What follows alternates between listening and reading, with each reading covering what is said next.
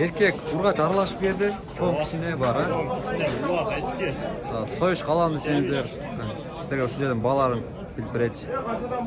Балары канча эң патологы ана? 3500'den başlap 9000'e. 9000 чейин аралашма. 3500'ден баштап 9000 чейин. Soyuşqa kelip kalaганыңыздар тансаңыздар болот.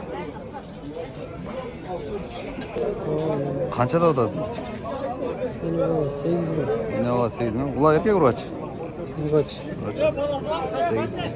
4,5'te. 4,5'te ne ulaklarınız? Eskiler 6,5 7'de. 6,5, 7'den nakit kogeçki. Bu yakta sarı eçki var ki. Eç kalam, soyuş alam, çoğusu ençi kalam desеңiздер. Öte zor bağlar. Şekede üçüne görüp atasızlar, narkılar 6,5, belki 5'ten diyor. O Zelenskiy narkınız? Kaçta da sana? Balası ben 20. Balası men 20. Kara balası. Balası başka tarafta. Yok, küçük anahtar. Anadolu'dan. Balası men Zelenskiy 20 bin deydi.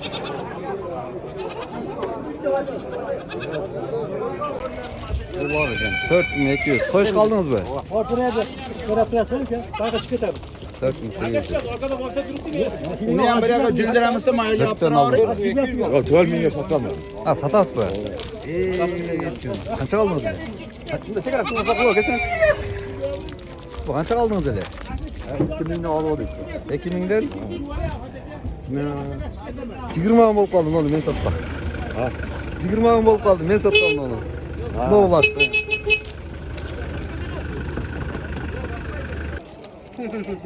Kaç aldınız bak ha? Kaç aldınız? 4 bin.